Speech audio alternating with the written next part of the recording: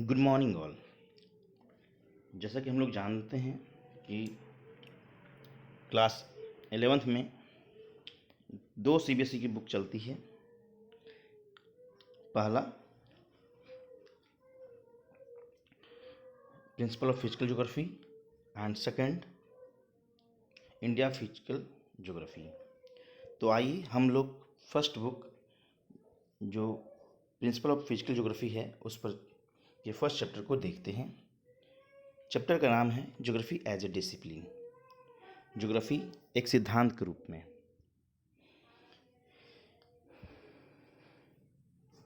Geography is concerned with the description and explanation of the aerial differentiation of the earth surface। इसका मतलब क्या हुआ कि जो रिचर्ड हार्टसन महोदय हैं, ही सेड अबाउट कि ज्योग्राफी किस चीज़ से मतलब रखता है, तो डिस्क्रिप्शन से यानी उसके वर्णन से, एंड एक्सप्लेनेशन उसकी व्याख्याओं से, जो एरियल डिफ्रेंसिएशन है ऑफ द अर्थ सरफेस यानी कि विभिन्न जगहों पर, यानी अर्थ सरफेस पर कई ऐसी जगह हैं, उनकी भिन्नता हैं, उनकी अपनी खूबियां हैं, उनके कारणों आदि की क्या करता है, उससे संबंधित चीज़ों को अध्ययन करता है, तो वो ज्योग्राफी है। इसी प्रकार कई ऐसे ज्योग्राफर ने अपनी अपनी बातें रखी हैं। इरेटोस्थनीज वह पहला शख्स था जो ग्रीक था और उसने जो है ज्योग्राफी शब्द को डिराइव किया था फर्स्ट टाइम।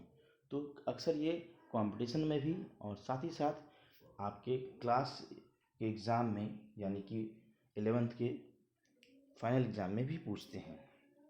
ज्योग्राफी जो कि दो शब्दों से मिलकर बना है, geo means earth and graphos it means description. It means description of earth, that is geography. Okay, तो आशा है इस स्लाइड को आपने पूरी अच्छी तरह समझा होगा। अगर कोई प्रश्न है तो आप कमेंट कर सकते हैं, मैं उसका जवाब दूंगा। Thank you. नेक्स्ट है geography as a discipline is concern with 3 steps of question, what, where and why. तो व्हाट क्या, वेयर कहाँ और व्हाई क्यों।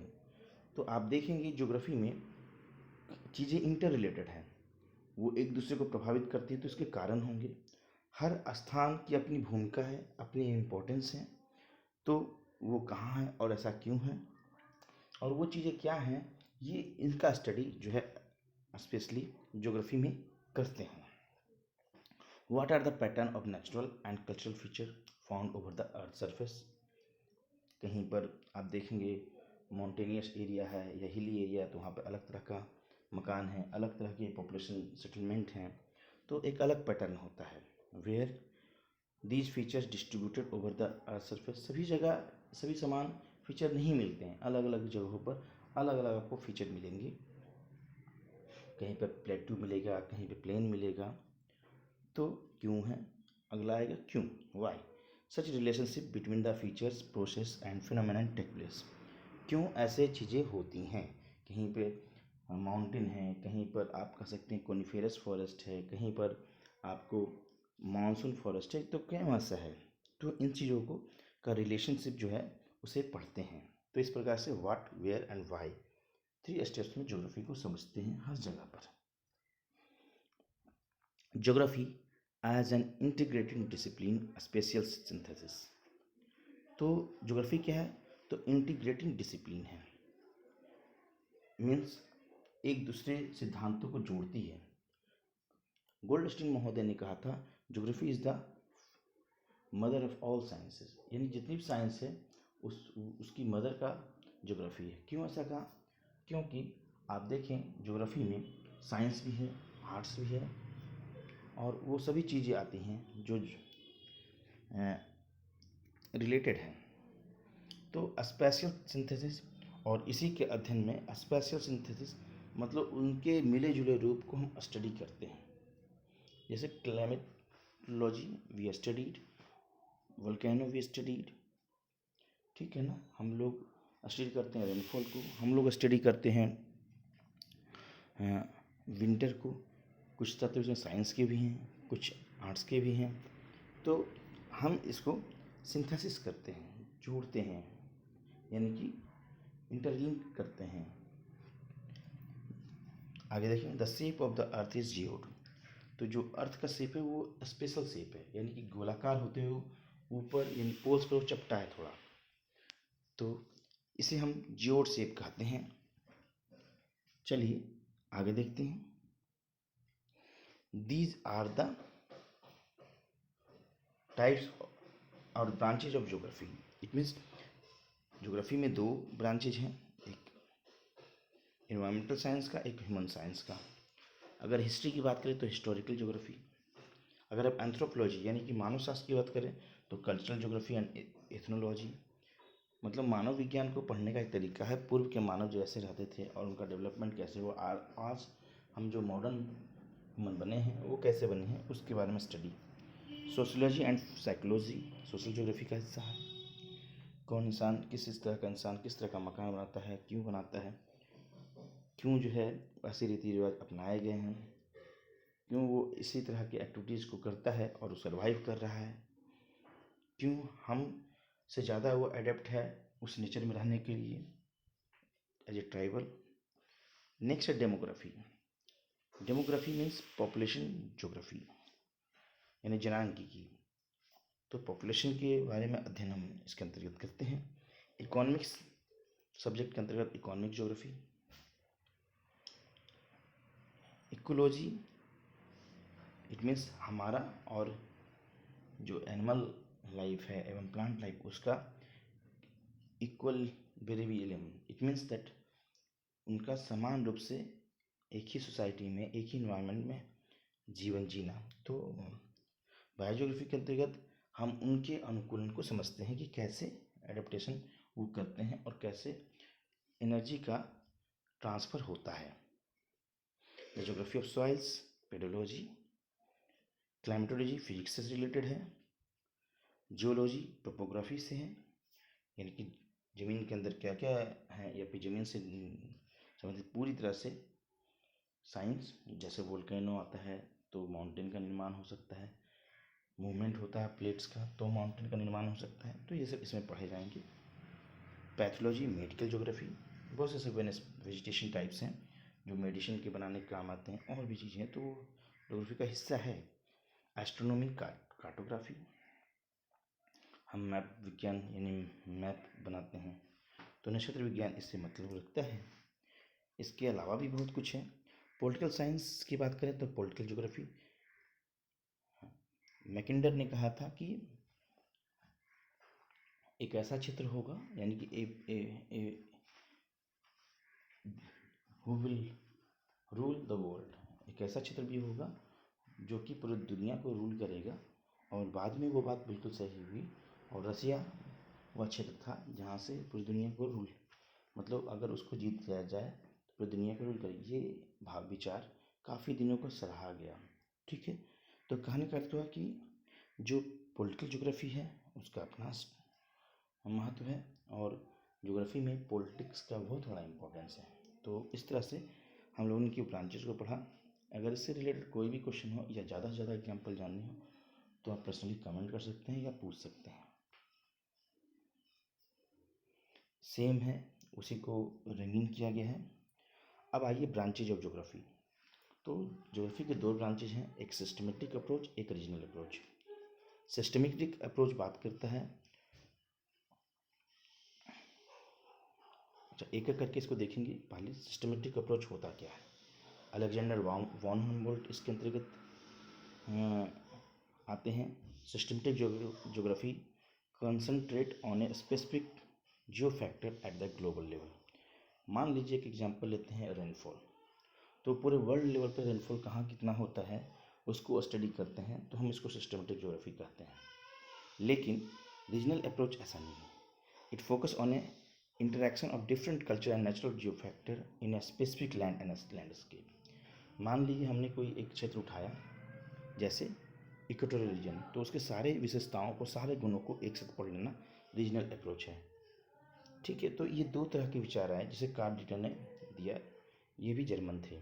तो कहने का अर्थ क्या हुआ कि सिस्टमेटिक अप्रोच के अंतर्गत हम कोई एक एलिमेंट को उठाते हैं और पूरे वर्ल्ड लेवल पर उसकी स्टडी करते हैं या कोई पर्टिकुलर एरिया में उसके जैसे इंडिया में हम बात कर रहे हैं रेनफॉल, तो किस स्टेट में कितना रेनफॉल होता है, क्यों होता है, ये पढ़ने को मिलेगा आपको।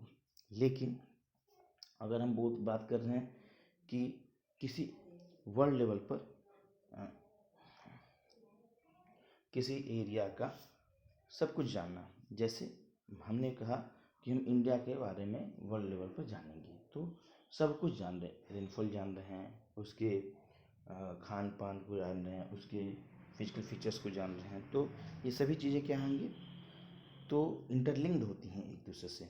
यानी कि रेनफॉल हो रहा है तो हम रेनकोट पहनेंगे, छाता लेंगे, अगर विंटर आ गया तो हम जाड़े में पहनेंगे, जाड़े के वस्त्र यानी कि वूल में वुलन क्लॉथ पहनेंगे, तो दीज आर इंटरलिंक्ड। तो इसे रीजनल अप्रोच के अंतर्गत पढ़ते हैं। चलिए, सिस्टमेटिक ज्योग्राफी में फिजिकल ज्योग्राफी आपने देखा होगा। फिजिकल ज्योग्राफी हम जब पढ़ेंगे तो हम क्लाइमेटोलॉजी में पूरा क्लाइमेट पढ़ लेंगे, उसमें भी डिफरेंट डिफरेंट चैप्टर हैं। जैसे टेम्परेचर है चैप्टर का नाम, तो टेम्परेचर के बारे में सारा कुछ एक साथ पढ़ेंगे। और जब ऐसा स्टडी होता है तो उसको हम क्या कहते हैं, सिस्टमेटिक ज्योग्राफी। ह्यूमन ज्योग्राफी, हम लोग जब ह्यूमन ज्योग्राफी पढ़ेंगे तो ह्यूमन के नेचर को पढ़ेंगे, सिर्फ और सिर्फ ह्यूमन के नेचर को, उनके उनके इंटर रिलेशन को नहीं पढ़ेंगे, कहाँ पर क्या है। बायोग्राफी, बायोज्योग्राफी, तो अगर हम बायोज्योग्राफी को पढ़ रहे हैं इसका मतलब क्या है, सिर्फ और सिर्फ पेड़ पौधे और उसके विन्यास को पढ़ेंगे पूरे वर्ल्ड लेवल पर। आप अगले आगे आने वाले चैप्टर में पढ़ेंगे, जैसे बायोज्योग्राफी का जो टॉपिक आएगा तो उसमें आएगा वेजिटेशन, तो पूरी दुनिया में जहाँ जहाँ जिस तरह का वेजिटेशन सभी को पढ़ेंगे हम। तो ये क्या होगा, सिस्टमेटिक अप्रोच होगा, क्योंकि सिस्टमेटिक अप्रोच रीजनल अप्रोच से भिन्न होता है, वो पूरे वर्ल्ड के को लेकर चलता है, जबकि रीजनल अप्रोच किसी खास एरिया, किसी पर्टिकुलर एरिया की सभी चीज़ों को कंबाइंडली स्टडी करता है। ठीक है, जैसे अभी हम बात करेंगे पूरे स्कूल की स्टडी, तो क्या होगा, ये सिस्टमेटिक स्टडी है। कब कैसे करेंगे, मान ली हमने पूरे सब चीज़ को तो स्टडी करना संभव नहीं है, तो हम क्या करेंगे, हो सकता है पूरे स्कूल में हम कल्चरल एक्टिविटीज़ को अध्ययन कर रहे हैं, ठीक है, तो हम पूरे स्कूल में के हर क्लास के कल्चरल एक्टिविटीज़ को स्टडी करते हैं, तो ये क्या हो जाएगा कि अगर हम पूरे स्कूल को लेकर चल रहे हैं कि वो पूरा स्कूल क्या एक वर्ल्ड है, तो हर क्लास की कल्चरल एक्टिविटीज़ को पढ़ें, तो ये रीजनल अप्रोच ना होकर ये सिस्टमेटिक अप्रोच है। लेकिन हम कहेंगे क्लास 8 के बच्चों का सर्वांग सभी चीज़ों का अध्ययन, तो ये क्या होगा, रीजनल स्टडी है, क्योंकि हम पूरे स्कूल का ना करके किसी एक उसमें उसके कल्चर को स्टडी करेंगे कि कल्चर पार्टिसिपेंट कितना है, एजुकेशन में पार्टिसिपेंट कितना है, कौन सा लंच बच्चे खाते हैं, कौन सा गेम ज़्यादा खेलते हैं 8 के बच्चे, तो इस तरह से किस तरह का मोबाइल पर, वो आज के डेट में ऑनलाइन है तो किस तरह के मोबाइल पर स्टडी वाले चैप्टर एप्लीकेशन उसने डाउनलोड किए हुए हैं, कौन कौन से बच्चे कितना नोट्स बनाते हैं, कौन कितना सुंदर, तो ये रीजनल अप्रोच हो गया। आशा है सिस्टमेटिक अप्रोच और रीजनल अप्रोच आप लोग समझ चुके होंगे। अब आइए, फिजिकल ज्योग्राफी के भी ब्रांचेज हैं, इसे सब ब्रांच कह सकते हैं। जियोमॉर्फोलॉजी, जो पृथ्वी की आकृतियों को वर्णन करता है, जैसे माउंटेन है, प्लेट्यू है, प्लेन्स है, इस तरह की चीज़ों को, प्लेट मूवमेंट है, ये जियोमॉर्फोलॉजी का हिस्सा है। क्लाइमेटोलॉजी, क्लाइमेटोलॉजी ये क्लाइमेट का अध्ययन करता है, यानी कि कंप्लीट क्लाइमेट। हाइड्रोलॉजी वाटर से रिलेटेड है और ओशियोग्राफी वगैरह इसके अंतर्गत आते हैं। सोइल ज्योग्राफी या पेडोलॉजी यानी कि सोइल से रिलेटेड है, यानी कि हम जब स्टडी करेंगे सोइल का तो पूरे वर्ल्ड में किस किस तरह के सोइल होते हैं, उसकी क्या क्या विशेषता है, वो सभी स्टडी करेंगे। तो इस तरह से हमने देखा कि this is systematic geography. Hope you understand it. If you have any doubt then ask the question. आइए ह्यूमन ज्योग्राफी बात करते हैं। कल्चरल ज्योग्राफी, पूरे वर्ल्ड लेवल पर कौन से कल्चर कहाँ कहाँ क्या है उसके बारे में स्टडी करना। पॉपुलेशन एंड सेटलमेंट ज्योग्राफी, पूरे वर्ल्ड लेवल पर पॉपुलेशन एंड सेटलमेंट कहाँ कहाँ क्या है वो स्टडी करना। इकोनॉमिक ज्योग्राफी, पूरे वर्ल्ड लेवल पर कौन कौन सी इकोनॉमी कहाँ कहाँ प्रचलित है, किस तरह का डेवलपमेंट है, प्राइमरी एक्टिविटी, सेकेंडरी एक्टिविटी, उसको स्टडी करते हैं। हिस्टोरिकल ज्योग्राफी, कहाँ कौन सा हिस्टोरिकल ऐसे पैराडिम अपनाया गया जिसके वहाँ पर उसके ज्योग्राफिकल चेंजेस आए हैं, उसको स्टडी करना। पॉलिटिकल ज्योग्राफी, वर्ल्ड में वैसे कौन कौन से थ्योरीज डेवलप किए गए हैं जो कि लैंड के आधार पर डेवलप हुए और वो पूरे विश्व की ये क्या कहते हैं डेवलपमेंट को दर्शाता है। मैंने कहा ना कि पॉलिटिकल ज्योग्राफी में कुछ ऐसे सिद्धांत दिए गए हैं जो कि बहुत अनोखे हैं और वो लैंड के आधार पर दिए गए हैं। जैसे युद्ध जो है पानी में, हवा में और इसके अलावा लैंड पर लड़ा जाता है। तो एक समय ज्योग्राफी ऐसी थी कि सिर्फ वाटर यानी शिप और लैंड की खोज हुई थी, तो उस पर युद्ध लड़ा जाता था। लोग समझते थे कि जिसमें शिप का पावर, जैसे ब्रिटेन के बारे में कहा जाता था कि ब्रिटेन जल क्षेत्र में बहुत पावरफुल है और उसे हराना संभव नहीं है। तो एक समय ब्रिटेन का खूब जल हुआ था। बाद में एरोप्लेन आ गए, बाद में फाइटर प्लेन आ गए, तो जिनके पास एरोप्लेन है अब वो ज़्यादा पावरफुल हो गए। पहले हिमालय को हमारा रक्षक माना जाता था चाइना की तरफ से, लेकिन जब से एरोप्लेन, फाइटर प्लेन वगैरह का आविष्कार हो गया, वो क्लाइमेटिक रूप से हमें रक्षा करता है। बट अगर हम देखें तो सामरिक रूप से हमारी कोई रक्षा उससे नहीं होती है। तो ये सभी पॉलिटिकल ज्योग्राफी का हिस्सा है। बायोज्योग्राफी में प्लांट ज्योग्राफी, जू ज्योग्राफी, इन्वायरमेंटल ज्योग्राफी और इकोलॉजी, ये चारों सब्जेक्ट आते हैं। प्लांट ज्योग्राफी में सिर्फ सभी प्लांट के बारे में पढ़ने को मिलता है। जू ज्योग्राफी में सभी एनिमल के बारे में। इन्वायरमेंटल ज्योग्राफी में इन्वायरमेंट में होने वाले, जैसे नाइट्रोजन चक्र हो गया, साइकिल हो गया, ऑक्सीजन साइकिल हो गया, हाँ, वाटर साइकिल हो गया, ऐसे साइकिल्स के बारे में पढ़ने को मिलेगा। कार्बन साइकिल हो गया।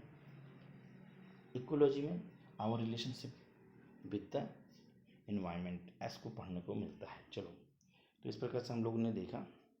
रीजनल अप्रोच में भी इसी प्रकार से रीजनल स्टडी मैक्रो लेवल पे, मेसो लेवल पे और मैक्रो लेवल पर, तीनों लेवल पर, बड़े स्तर पर, छोटे स्तर पर, मध्यम स्तर पर पढ़ने को मिलेगा। ठीक है। इसके अलावा रीजनल प्लानिंग, हम रीजनल प्लानिंग 12th में ज़्यादा अच्छे से पढ़ेंगे। रूरल प्लानिंग, अर्बन प्लानिंग, इसके अलावा बाढ़ जिस क्षेत्र में तो उसके लिए अलग प्लानिंग, अगर डेजर्ट एरिया है तो उसके लिए अलग प्लानिंग, हिल एरिया है तो उसके लिए अलग प्लानिंग। तो ये क्या है? रीजनल प्लानिंग है। अगर कोई बच्चा पढ़ रहा है तो 6 क्लास, मान ली प्राइमरी लेवल, प्राइमरी एजुकेशन बहुत फोकस्ड हो गया बेटे, तो प्राइमरी एजुकेशन के लिए प्लानिंग करते हैं। तो अगर किसी खास चीज़ के लिए कर रहे हैं तो रीजनल अप्रोच है हमारा।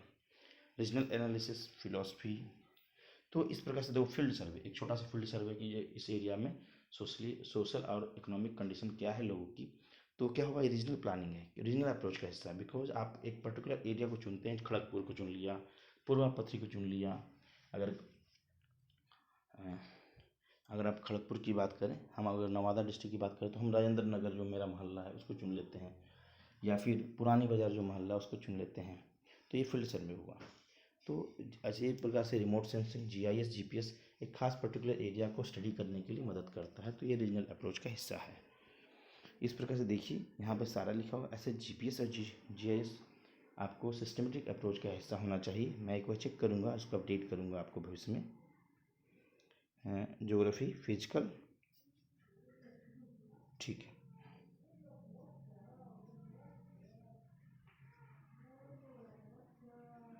अब आइए फिजिकल ज्योग्राफी। अभी आपको इस चैप्टर में पूछा जाएगा ब्रांचेज ऑफ फिजिकल ज्योग्राफी, या फिर सब ब्रांचेज ऑफ फिजिकल ज्योग्राफी, या फिर सिस्टमेटिक अप्रोच में कौन कौन से ब्रांचेज आते हैं। तो आप फिजिकल ज्योग्राफी, उसके बाद सब ब्रांचेज भी देंगे उसका। तो लिथोस्फीयर आता है, एटमॉस्फेयर होता है, हाइड्रोस्फीयर होता है, बायोस्फीयर। ये 6 क्लास से आप पढ़ रहे हैं, इसके बारे में विशेष रूप से जानने की जरूरत नहीं है। सामने दिखाया गया लैंडफॉर्म, ड्रेनेज, फिजियोग्राफी, ये सभी पढ़ते हैं तो लिथोस्फीयर का हिस्सा है। Composition, structure, climate, wind, precipitation पढ़ते हैं तो एटमॉस्फेयर का हिस्सा है। ओशन, लेक, रिवर आदि को पढ़ते हैं तो हाइड्रोस्फीयर का हिस्सा है, रिलेटेड है। और बायोस्फीयर में life forms, food chain, ecological balance वगैरह पढ़ते हैं तो फिजिकल ज्योग्राफी का हिस्सा है। Thank you. इस प्रकार से ये चैप्टर ख़त्म हो गया है। तो फिजिकल ज्योग्राफी के अलावा ह्यूमन ज्योग्राफी इसी प्रकार से आया। इसके अलावा बाकी चीज़ें भी आती हैं, सभी को एक्सप्लेन करने के लिए बुक में अच्छे से दिया है। ब्रांचेज वगैरह में आप अगर चाहें तो ज़्यादा बेहतर उसको समझ सकते हैं। और कोई भी प्रश्न आने पर आप हमें पर्सनली कमेंट कर दीजिए, हम उनको जवाब देंगे। Thank you very much.